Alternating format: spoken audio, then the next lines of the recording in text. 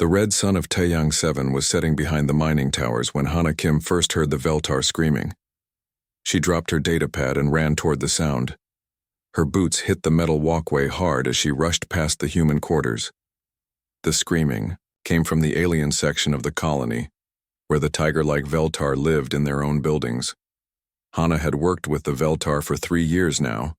She knew their language and their customs.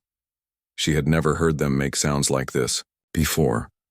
When she reached the Veltar district, she found chaos. The massive aliens were running through their streets.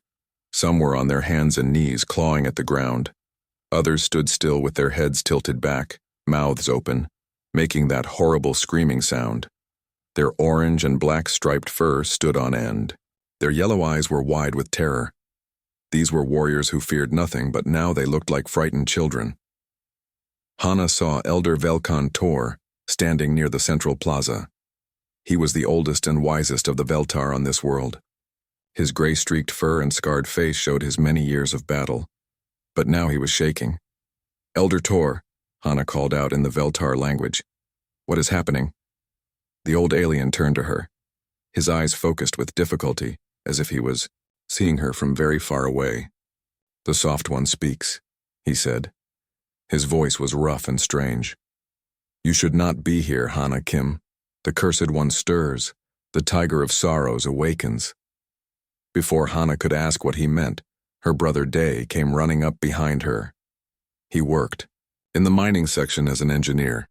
His face was covered with dirt and sweat. "Hana, you need to come quick," he said. "Something weird is happening in the deep mines. All our equipment is going crazy." "What kind of crazy?" she asked, still watching the suffering Veltar around them. The drilling machines started moving on their own. The computer systems are showing readings that make no sense, and there's this sound coming from the deepest tunnels. It sounds almost like singing. Elder Tor grabbed Hana's arm with his massive clawed hand. His grip was gentle but urgent. "Do not go to the deep places," he said. "Your people have dug too far. You have touched something that should sleep forever." "What are you talking about?" Hana asked. "What did we wake up?" But the elder was already walking away, helping other Veltar who had collapsed on the ground. They were all making low moaning sounds now, like they were in great pain. Hana and Day hurried back to the human section. The mining complex was in chaos too, but different from the Veltar district. Here, machines beeped with error messages. Workers ran around checking systems that had never failed before. Commander Rock met them at the main control center. He was a big man with gray hair and tired eyes. He had been in charge of the human colony for 5 years. "Kim, thank God you're here," he said.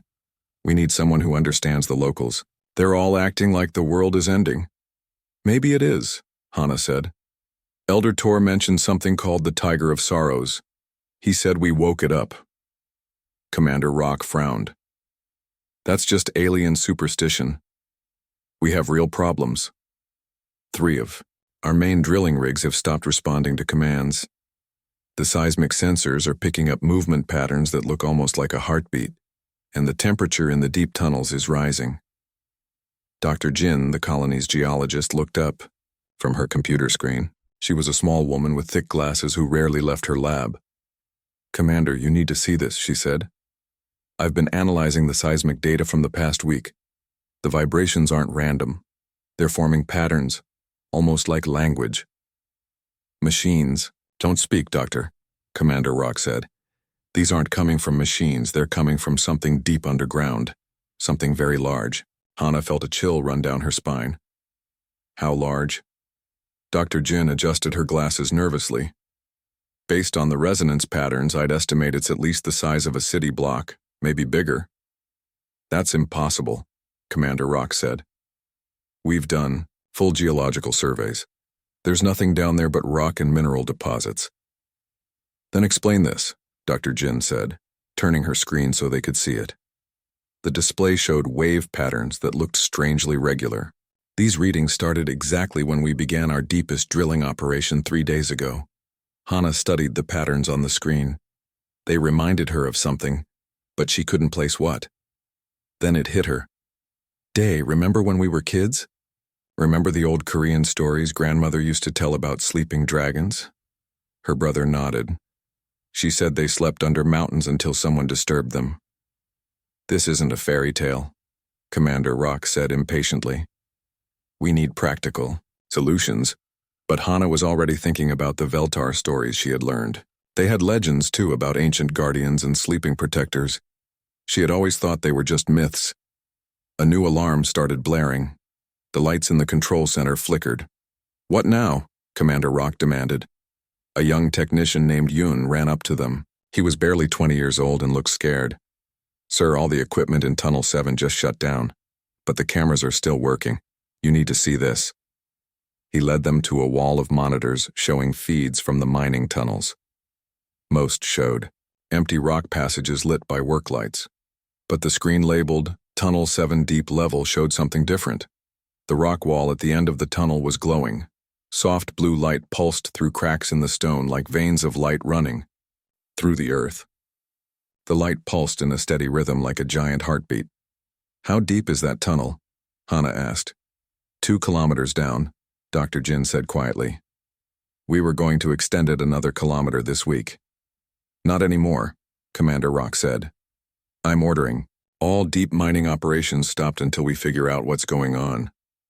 But even as he spoke, they could all feel it. A vibration that came up through the floor and into their bones. It was getting stronger. Hana thought about the screaming Veltar and Elder Tor's terrified eyes. She thought about ancient stories, of sleeping guardians and cursed awakeners. Something very old and very powerful was waking up beneath their feet. And somehow, she knew that her people had done more than just disturb its sleep. They had awakened something that would change everything. 3 days had passed since the first awakening. The situation was getting worse. Hana stood in the morning briefing room watching Commander Rock pace back and forth. Dark circles under his eyes showed he hadn't slept much. None of them had. Report, he said to Dr. Jin. The geologist looked tired too. Her usually neat hair was messy and her lab coat had coffee stains on it. The seismic activity is increasing every 12 hours, she said. The pattern is definitely biological now, like something huge is breathing down there. The temperature readings from the deep tunnels have gone up 15 degrees. What about our equipment? Commander Rock asked. Most of it is still not responding to our commands, but it's not broken. The machines are running programs we never wrote. It's like something else is controlling them. Hana thought about this. Maybe something is trying to communicate. Rocks don't talk, Kim, Commander Rock said. But the Veltar do, and they're still acting strange. I think we need to work with them to understand what's happening. Commander Rock shook his head. The aliens are too emotional right now. Half of them are still making those weird sounds. The other half won't even look at us. That's exactly why we need to talk to them, Hana said. They know something we don't. Before Commander Rock could answer, the door opened. Elder Velkon.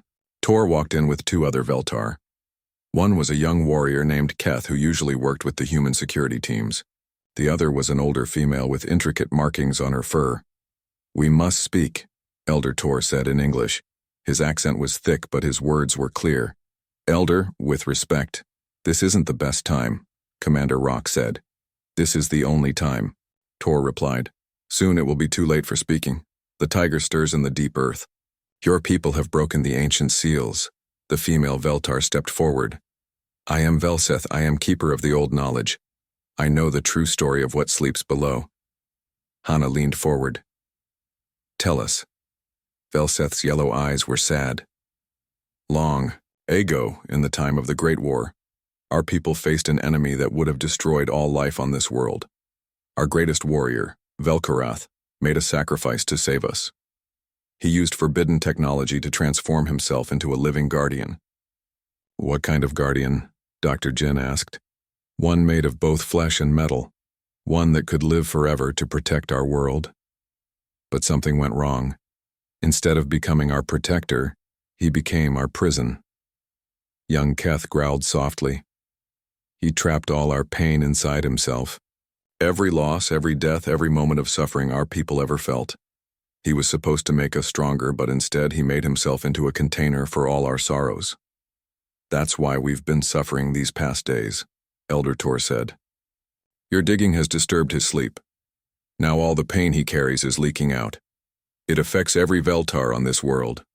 Commander Rock crossed his arms. This sounds like mythology to me. Your machines say otherwise, Velseth replied. Show them, human scientist. Dr. Jin looked confused, then pulled up her latest readings on the wall screen. The biosignatures were detecting match Veltar physiology, she admitted. But they're impossibly large. And the energy patterns, they do look artificial in some places. We need to see it for ourselves, Hana said suddenly. Everyone turned to look at her. We need to go down there. To the deep places. We need to see what we've awakened. Absolutely not, Commander Rock said. It's too dangerous. More dangerous than sitting here while both our people suffer? Hana asked. The Veltar are in pain. Our equipment is being controlled by something else. This won't stop until we understand what's happening. Elder Tor nodded slowly. The human female speaks wisdom, but the deep places are sacred and very dangerous. I'll go with a small team, Hana said. Some humans, some Veltar. We work together. After much argument, Commander Rock finally agreed, but only if they took security personnel and stayed in constant radio contact. 2 hours later, Hana found herself in an elevator going down into the deepest part of the mining complex. With her were Dr. Jin, a security officer named Mira, Elder, Tor, and Keth. The elevator went down for a very long time. When it finally stopped, they were 2.5 kilometers underground. The main chamber is this way, Dr. Jin said, checking her instruments. They walked through tunnels cut into solid rock. Their flashlights created moving shadows on the walls. The air was warm and humid, like breathing inside a living thing. As they went deeper, the rock walls began to change. What had looked like natural stone now showed patterns. Stripes of different colored rock ran through the walls like tiger markings. This is not natural, Keth said quietly. They came to a massive opening in the rock. Dr. Jin's equipment had said there was a large chamber here, but none of them were prepared for what they saw. The chamber was enormous. Their lights couldn't reach the far walls or the ceiling.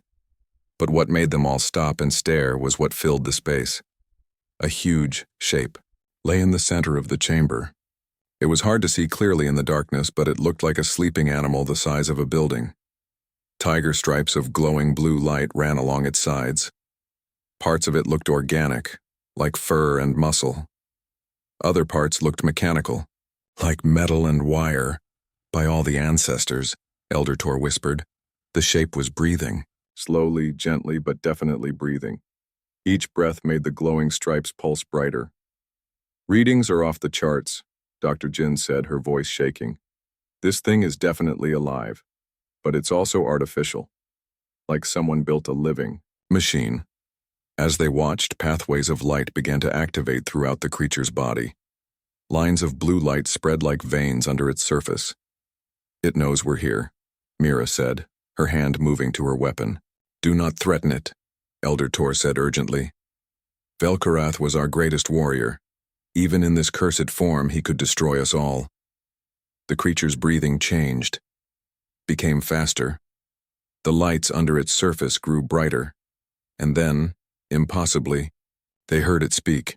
The voice came from everywhere at once. It was deep and sad and tired, like someone who had been crying for a very long time. Who disturbs the guardian's rest, it said. Who awakens the one who carries all sorrows? Hana stepped forward before anyone could stop her. We do, she said simply. We're sorry. We didn't know you were here. The great head lifted slightly.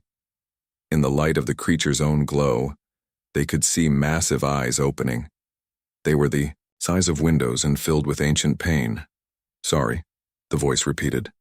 I have not heard that word in 1,000 years. The ancient guardian's eyes fixed on Hana. Each eye was larger than her whole body, glowing with soft blue light in the darkness of the deep chamber. You speak of sorrow, the voice said. It came from everywhere around them, making the rock walls vibrate. But you do not know what sorrow is, small one. Elder Tor stepped closer to Hana. His massive form was shaking. "Great Velkorath," he said in the old Veltar language. "We honor your sacrifice, but your awakening brings pain to all our people." The Guardian's huge head turned toward the Elder. "Pain," it repeated. "Yes, I know pain. I am made of pain. Every loss your people have ever felt lives inside me. Every death, every failure, every moment of despair."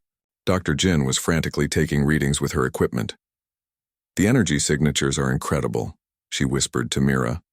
"This creature is generating power levels that could run our entire colony." "Every tear your ancestors shed," the Guardian continued.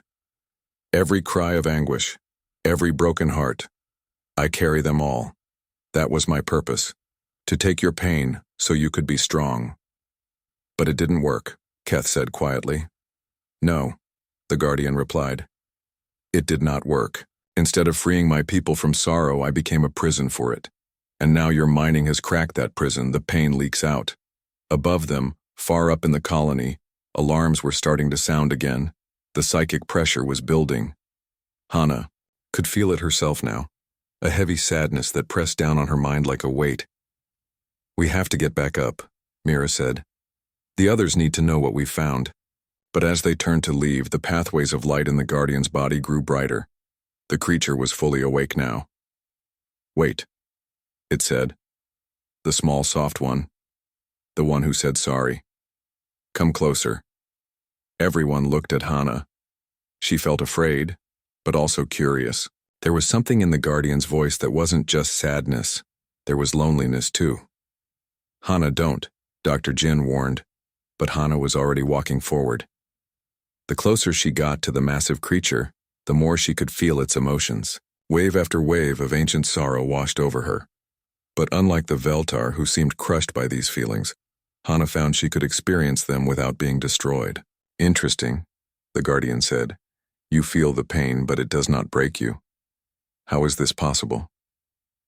"I don't know," Hana said honestly. "Maybe because it's not my pain. I can feel it, but I know it doesn't belong to me."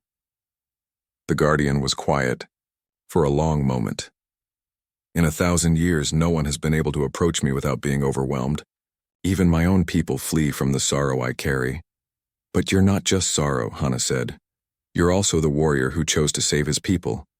That's not something to be ashamed of." "Tell that to the Veltar who scream when I stir," the Guardian replied bitterly. Elder Tor spoke up from behind them. "Great One, our people do not scream from anger at you. We scream because we feel your pain as our own. The link you created works both ways." This seemed to surprise the Guardian. "You feel what I feel?"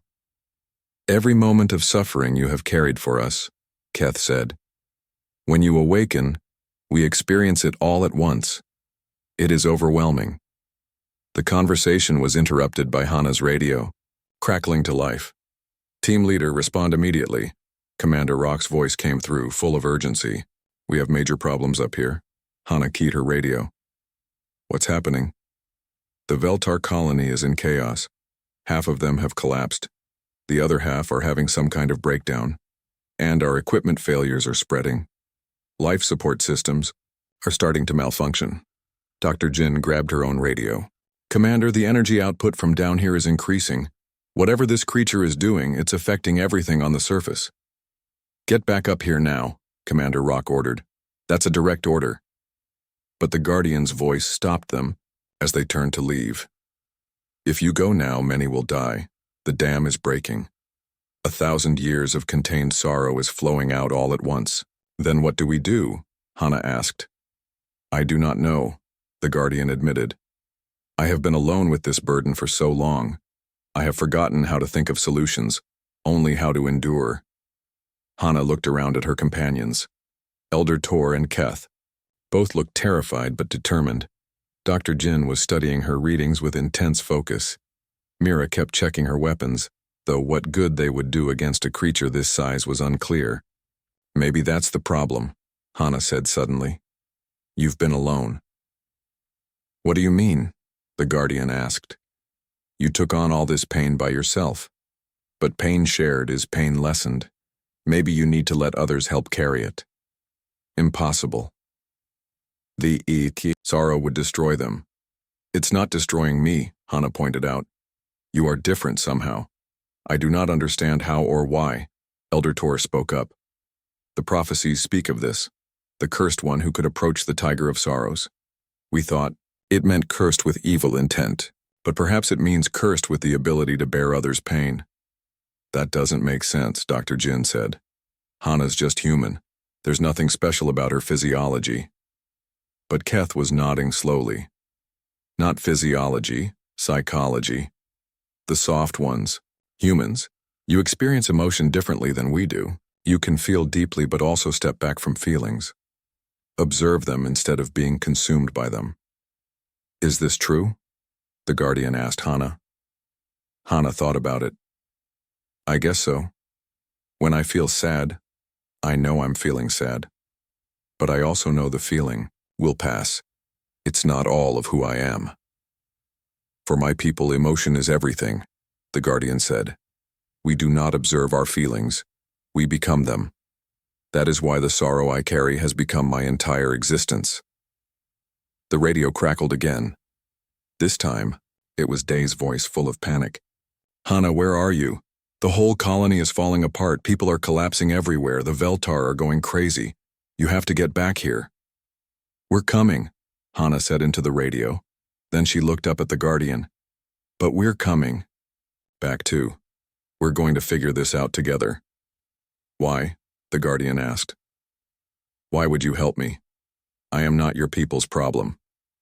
Because you're in pain, Hana said simply, and no one should have to carry that much pain alone. For the first time in 1,000 years, the Tiger of Sorrows was silent. Not from despair, but from something it had almost forgotten existed. Hope. When they reached the surface, the colony was in complete chaos. Hana ran through the corridors with her team, seeing disaster everywhere. In the human sections, people lay unconscious on the floor. Others sat against walls holding their heads and crying for no reason they could explain. In the Veltar district, it was worse. The proud warriors were on their knees, clawing at the ground and making sounds of pure anguish. Some had torn their own fur out in distress. It's getting stronger, Dr. Jin said, checking her readings as they ran. The psychic emissions from the deep chamber have tripled in the last hour. Commander Rock met them at the main control center. His face was gray with exhaustion and fear. Report, he demanded. We found it, Hana said. The Guardian, the Veltar. Legends talk about. It's real, and it's been carrying the emotional pain of their entire species for 1,000 years. That's impossible, Commander Rock said. Commander, look around you, Hana replied. Half your colony is unconscious because of psychic overflow from something that shouldn't exist. Sometimes impossible things are just things we don't understand. Yet, before Commander Rock could answer, a young medical officer named Dr. Lee rushed in. Sir, we have casualties, she said. 3 humans have gone into comas. 7 Veltar have collapsed completely. And the children are affected too. This got everyone's attention. A human child named Yun had been brought to the medical center. He was only 8 years old, but he kept talking about sad dreams that weren't his own. The children might be more sensitive, Dr. Jin suggested. Their minds are more open. Or more fragile, Commander Rock said grimly. How long before everyone in the colony is affected? Based on the rate of increase. Maybe 6 hours, Dr. Jin replied. Hana felt the weight of responsibility settling on her shoulders. The Guardian had been right. The dam was breaking. 1,000 years of stored sorrow was flooding out. And it would destroy both communities if something wasn't done. I have to go back down there, she said. Absolutely not, Commander Rock said. It's too dangerous. It's more dangerous to stay here and do nothing, Hana argued. That creature, Velkarath, he's been alone with all that pain for centuries. He doesn't know how to let it go. But maybe I can help him. Elder Tor, who had been quiet since they returned, finally spoke. The prophecy says the cursed one must face the tiger alone, he said. Perhaps this is what it means. Hana, no, her Brother Day said, appearing suddenly at her side. He had been helping with evacuations and looked terrible. I won't let you go down there by yourself. What if you don't come back? What if I don't go and everyone dies anyway? Hana replied gently. She looked around the room at all the people depending on her. Commander Rock, with his military bearing, but frightened eyes. Dr. Jin clutching her instruments like they could solve everything. Elder Tor and the other Veltar struggling with emotions that weren't their own. And Day, her little brother, who had always looked up to her.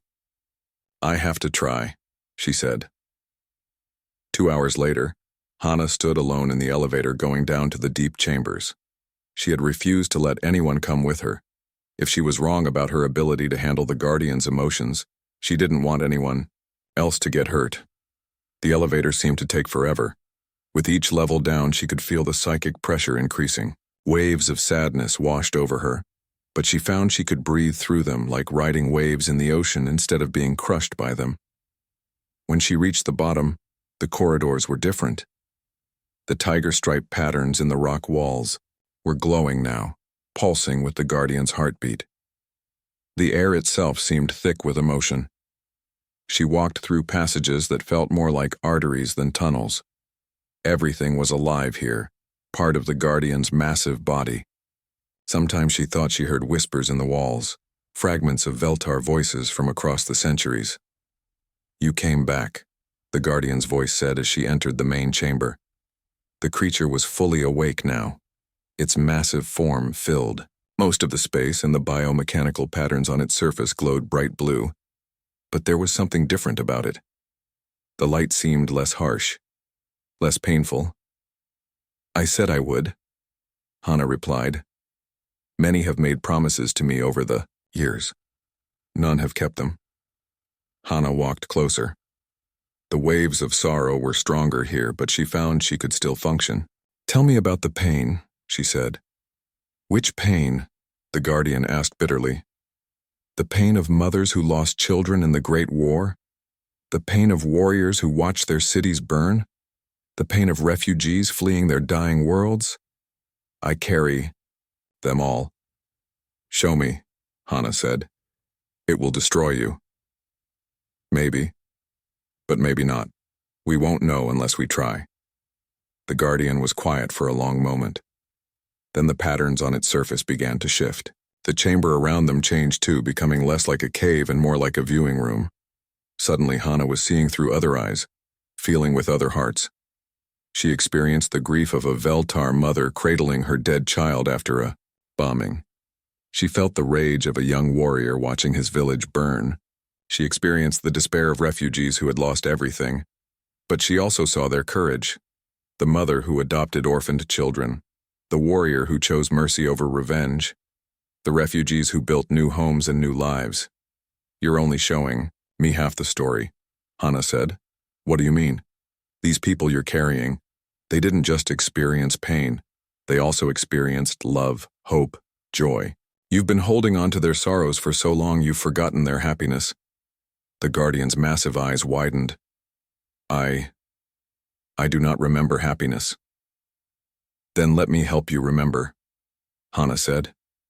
She opened her mind completely, not just to the Guardian's pain, but to everything she knew about hope and healing. She thought about her brother's laughter, about the first time she had seen the Veltar and humans working together, about the beauty of sunset on this alien world.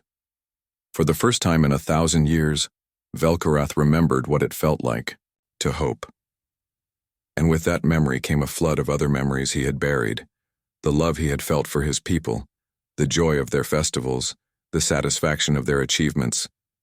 The light in the chamber began to change, becoming warmer, softer. Had forgotten, the Guardian whispered. I had forgotten there was anything but sorrow. There's always more than sorrow, Hana said. But sometimes we need help remembering that. Above them, throughout the colony, people began to wake up from their psychic collapse. The crushing weight of despair was lifting, replaced by something they hadn't felt in days. Peace. The change began slowly at first. As Velkarath remembered joy alongside sorrow, the biomechanical patterns covering his massive form started to shift. The harsh blue light softened to a gentle gold. The rigid metal parts of his body became more organic, more alive. Hana watched in amazement as the ancient guardian began to transform before her eyes. "What is happening to me?" Velkarath asked, his voice filled with wonder instead of pain for the first time in centuries. "You're remembering who you really are," Hana said.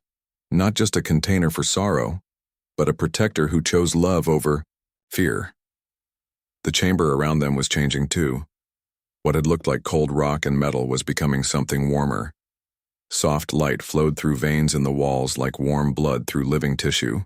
"I can feel them," Velkarath said softly. "My people. Not just their pain anymore, but their hope. Their dreams for the future." Above them in the colony, the transformation was felt by everyone. The crushing psychic pressure that had been overwhelming both humans and Veltar was lifting. In its place came something entirely different, a sense of peace and connection that no one had expected. Commander Rock stood in the control center, watching his instruments in disbelief. "All systems are coming back online," he reported to the others gathered around him. "The equipment that wasn't responding is working perfectly now, and the energy readings from the deep chamber are stabilizing." Dr. Jin was studying her geological sensors with amazement. "The seismic activity has completely changed pattern. Instead of distress signals, it's almost like the planet itself is breathing easier." In the medical center, Dr. Lee was equally stunned. "The patients are waking up, all of them. The humans who were in comas are conscious and alert. The Veltar who had collapsed are standing up." Elder Tor felt the change most strongly of all. For the first time in days, his mind was clear.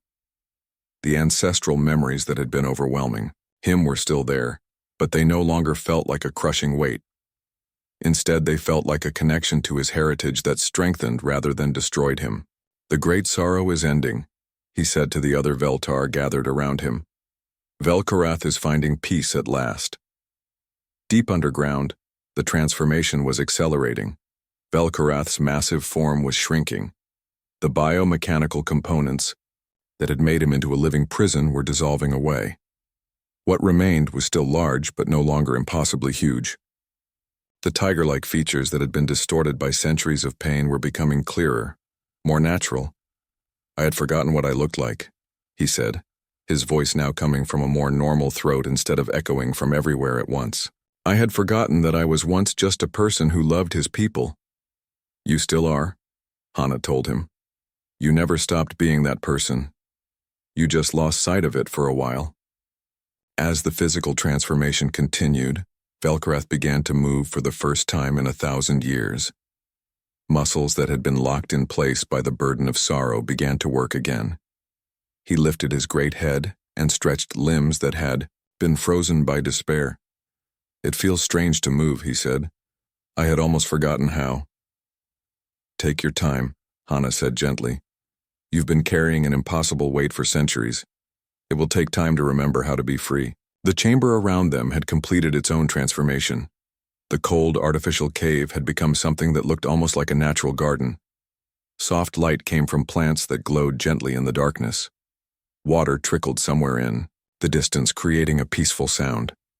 "This is what I meant it to be," Velkarath said, looking around. "A place of healing, not imprisonment. A sanctuary where pain could be transformed into wisdom." "And now it is," Hana said. Velkarath continued to shrink until he was only slightly larger than the Veltar who lived in the colony above. His form was still magnificent, a perfect fusion of tiger and intelligence, of strength and compassion. But he was no longer the massive, tormented creature who had been trapped by his own sacrifice. "I owe you a debt I can never repay," he said to Hana. "You don't owe me anything," she replied. "You were trying to save your people. That's not something you should have to pay for." "But I failed them for so long." "No," Hana said firmly. "You protected them. Even in your pain, even when the burden was too much to bear alone. You kept their sorrows contained. You saved them from being destroyed by their own history. And now? Now you can teach them how to remember the past without being trapped by it. how to honor their ancestors' pain while still choosing hope for the future. Vel'Korath stood up, fully for the first time in a millennium. He was beautiful and terrible and magnificent all at once, but most importantly, he was free. He walked slowly across the transformed chamber to where Hana stood. Despite his size, his movements were gentle and careful. "You called me back from despair," he said. "You showed me that even the deepest sorrow can be transformed into something that heals instead of harms." "We did it together," Hana said. "That's what makes the difference. Pain shared becomes bearable. Hope shared becomes powerful." Vel'Korath lowered himself to the ground in front of her. This ancient warrior, this living legend, this guardian of an entire species, lay down at the feet of a small human woman who had offered him something no one had given him in 1,000 years. Understanding. And then, for the first time since his transformation began so long ago, Vel'Korath wept. But these were not tears of sorrow. They were tears of relief, of gratitude, of joy finally remembered. They were the tears of someone who had been lost in darkness for so long that they had forgotten light existed, now seeing the sun for the first time. Where his tears fell, something miraculous happened. The stone floor of the chamber cracked open, and from those cracks grew plants unlike anything anyone had ever seen. They glowed with soft light and gave off a scent like hope made real. "The tears of healing," Vel'Korath said softly. "I had heard of them in the oldest stories, but I never believed they were real." "What do they do?" Hana asked. "They make things grow, not just plants, but possibilities, second chances, new beginnings." Above them, throughout the colony, people felt the change. The air itself seemed cleaner, fresher. Colors appeared brighter. Food tasted better. Most importantly, the wall of suspicion and fear that had sometimes existed between humans and Veltar began to dissolve. "Come," Vel'Korath said to Hana. "Let us go to the surface together. I have much to learn about this new world and much to teach about the old one." As they walked together through corridors that now pulsed with life instead of pain, Hana smiled. The curse had indeed become a blessing. The tiger of sorrows had become the tiger of hope. And sometimes she thought that was exactly how healing was supposed to work.